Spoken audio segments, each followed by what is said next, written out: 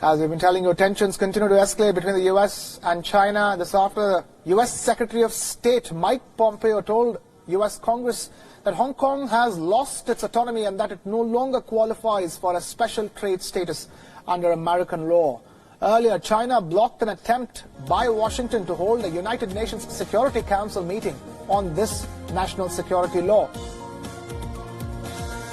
Meanwhile, scuffles broke out in the Hong Kong Legislative Council as pro-democracy lawmakers protested against the National Anthem Bill, which will criminalize disrespect of the Chinese national anthem. Legislative Council security staff removed pro-democracy lawmakers from the chamber as the debate on the Anthem Bill went underway. The bill will make it mandatory for the Chinese national anthem to be taught in schools in Hong Kong. The debate was later suspended as pro-democracy lawmakers threw an object at the Legislative Council president.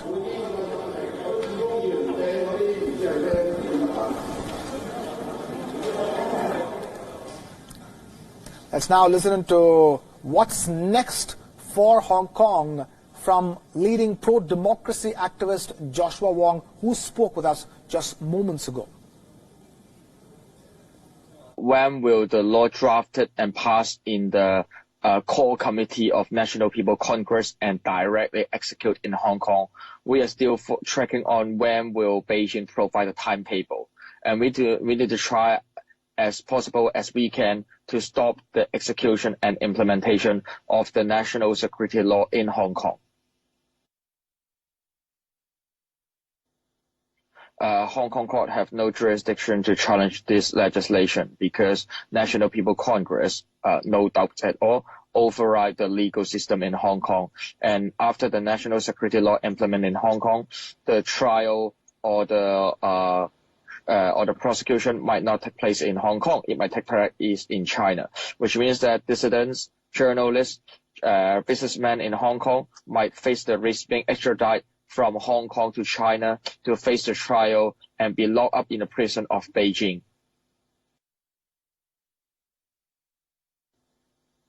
Now we hope to gather more people on the street after the end of the outbreak of COVID-19 and let Beijing know that how we seek for enough support in local and also global community.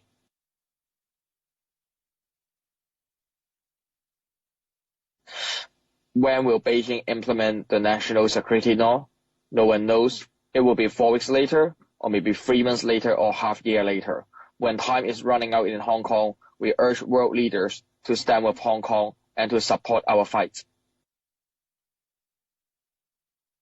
Yeah, and I think you echo on what I believe in and how Beijing broke the promise in the Sino-British Joint Declaration, ignore what written in the mini constitution of Hong Kong, which is the basic law, how United Nations Security Council wished to discuss on it and being banned by Beijing. And all we know is the anti-subversion regulation in Hong Kong, which means that once you call on President Xi to step down, once you call on the city's leader to step down, you might be arrested and jailed for 5, 10, or 20 years. That was pro-democracy activist Joshua Wong in conversation with Beyond World is One. Time now to cut across live to a press briefing that's being held on this all-important national security law. Let's listen. 南区第二排路透社胡伟聪。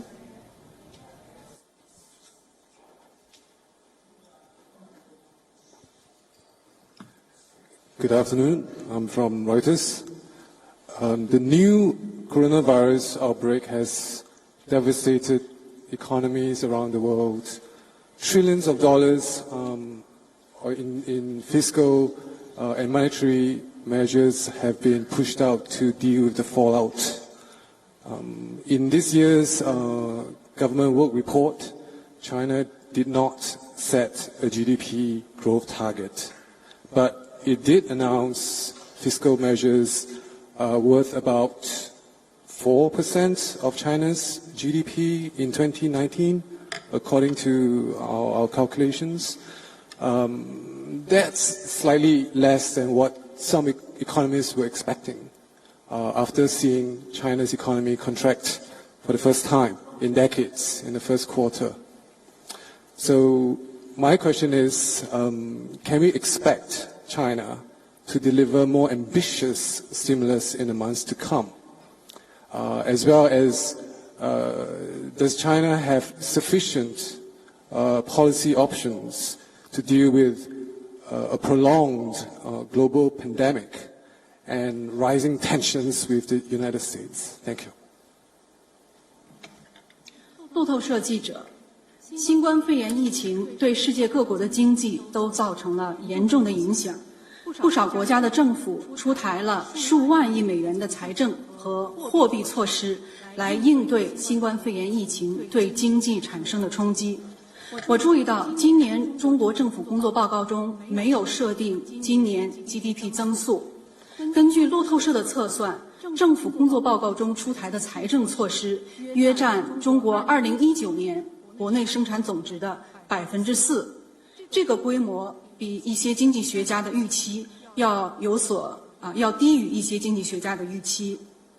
那么今年一季度中国经济首次出现了几十年以来的收缩，我想问的是，未来几个月中方是否会出台更大规模的刺激措施？那么从更长远看，中方是否有足够的政策工具来应对全球疫情持续蔓延和不断紧张的中美关系？谢谢。这次新冠肺炎疫情给世界经济造成了严重的冲击，可以说是世上罕见。最近不少主要的国际组织都预测，今年全球经济的增长是负3%，甚至更多。中国经济已经深入的融合于世界经济，不可能置身之外。所以今年我们没有确定 GDP 增长的量化指标，这也是实事求是。但是我们确定了保居民就业、基本民生、市场主体等6保的目标任务，这和GDP 经济增长是有比较直接的。 China's Premier Li Keqiang addressing a media conference in the Chinese capital of Beijing, where a question has been posed on whether China would pave the way for added economic stimulus package to deal with the effects of the pandemic. This even as the National People's Congress of China passed the Hong Kong security law, which essentially bypasses Hong Kong's legislature, which has reignited a fresh round of protests, intense protests in Hong Kong.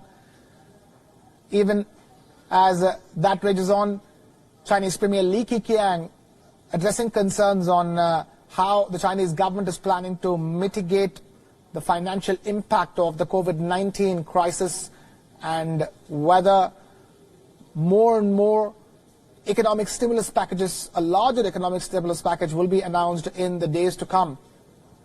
Bear in mind, two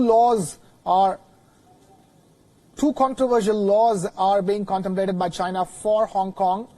One is the National Security Law, and the other is the National Anthem Bill, which criminalizes disrespect to the Chinese national anthem. Both these proposed laws have been met with severe criticism. Pro-democracy activists in Hong Kong have called out to the international community to step in and help the people of Hong Kong. This year we decided not to set a specific GDP growth target. It is a decision informed by the realities on the ground. In the meantime, we have formulated a series of goals and tasks in 6 key areas which are closely connected with economic development, with particular focus on employment, people's basic living needs, and market entities. Not setting a specific GDP growth target does not mean that economic development is not important.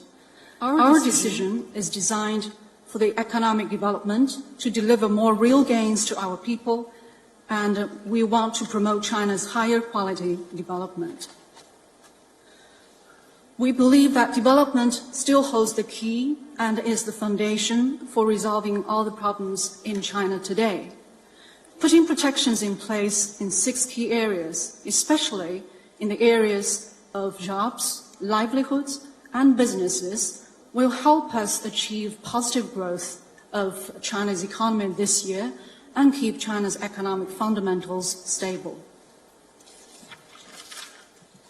你刚才说到我们出台的政策有反映规模低于预期，但是我也听到很多方面的反应，认为我们出台的规模性的政策还是 Chinese Premier Li Keqiang addressing the media, even as China has approved the controversial Hong Kong security law, which has triggered wide-scale protests in Hong Kong. Even pro-Hong Kong activists in Taiwan are protesting against the Hong Kong security law.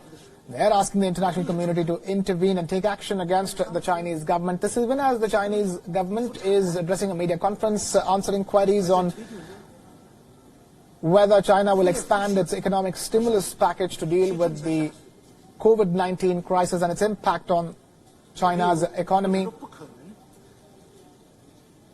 Chinese government addressing the media on a day in which there have been huge protests against it in Hong Kong.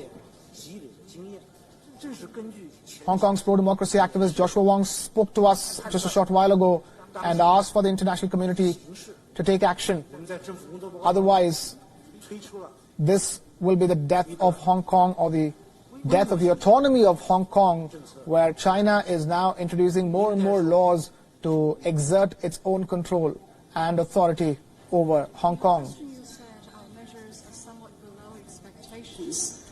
I have heard some people say that our measures are forceful. For any response to work, we must get both the timing and intensity of the response right.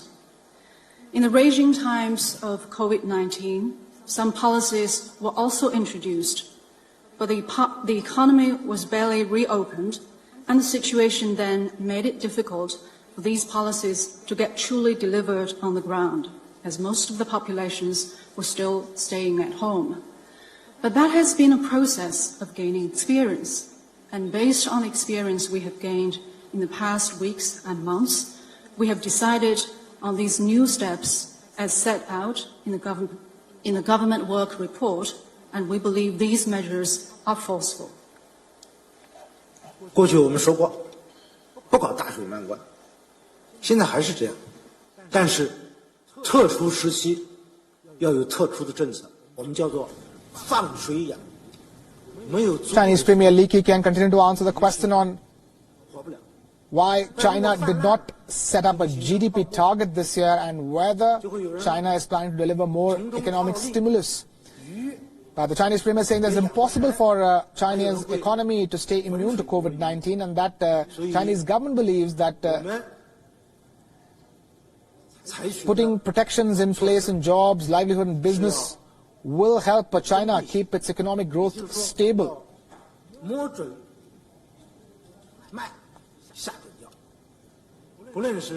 Chinese Premier Li Keqiang also saying that the Chinese government has formulated a series of reforms and in 6 key areas of the economy, and that not setting a GDP target does not mean that developmental goals will not be taken care of. And the 6 key areas we're talking about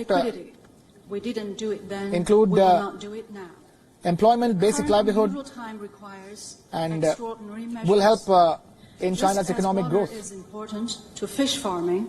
Sufficient liquidity is important to economic development. But excessive liquidity will induce froth in the marketplace, where some people may attempt to muddy the waters and fish for arbitrage. We must ensure that the measures taken are well focused and write a precise prescription to get ourselves out of the current hardship. New approaches must be employed as to where the money comes from and how it is spent. 这次规模性政策筹措的资金，可以说分两大块，一块就是新增赤字和 So even as 抗疫特别 China's National People's Congress passes the Hong Kong security law that has unleashed a new wave of protests in Hong Kong, the Chinese government addressing a media conference on the effects of the COVID-19 pandemic on the economy and the Chinese government's response to it and the way forward in terms of keeping China's economic growth on track. Chinese Premier Li Keqiang saying that the Chinese government did not give a GDP growth target, but that does not mean that the developmental goals of China will not be taken care of. The Chinese government is planning to put in protection in 6 key areas of the economy, and the Chinese Premier also admitting that it's impossible for China's economy to stay immune to COVID-19. 保就业、民生和市场主体，更直接的，或者说比较直接的去支撑居民的收入，和我们现在居民收入40多万亿的总盘子来讲，它的比例是2位数以上。The sources of the funds of a fairly large scale can be grouped into mainly 2 categories. The first category covers the increase of budget deficit and issuance of special treasury bonds for COVID-19 control. Together, it amounts to 2 trillion RMB yuan. The other category covers payment relief for enterprises of their contributions to social security schemes, tapping into the balance of the unemployment insurance fund and other balances of social security funds, interest concessions made by state-owned commercial banks, and price reductions in natural monopoly industries to lower enterprises' operating costs. The monetary scale of measures in the second category is twice as big as that in the first one, and this money will be primarily used to support jobs, people's basic living needs, and businesses, and will also, in a quite direct way, contribute to an increase of household income. The truth is, the scale of our funds accounts for a double-digit figure in the 40 trillion RMB yuan total household income in China. 更重要的是，钱往哪里去？我们这个规模性政策，可以说叫做为企业纾困和激发市场活力，主要是来稳就业、保民生，使居民 Premier 消 Li 费。 Keqiang addressing the media on China's economic measures that it takes to deal with the COVID-19 crisis. 6 key areas of the economy has been identified. New steps are being taken to make sure China's developmental goals on track. Bear in mind, China has not given a GDP forecast for the year, but the Chinese Premier clarifying that just because there is no GDP forecast doesn't mean that China is not striving to keep its developmental trajectory on track. Provide vital relief to market entities and revitalize the market, with a particular focus on supporting jobs and people's livelihoods so that our people will have money to spend and that consumption will drive market vitality.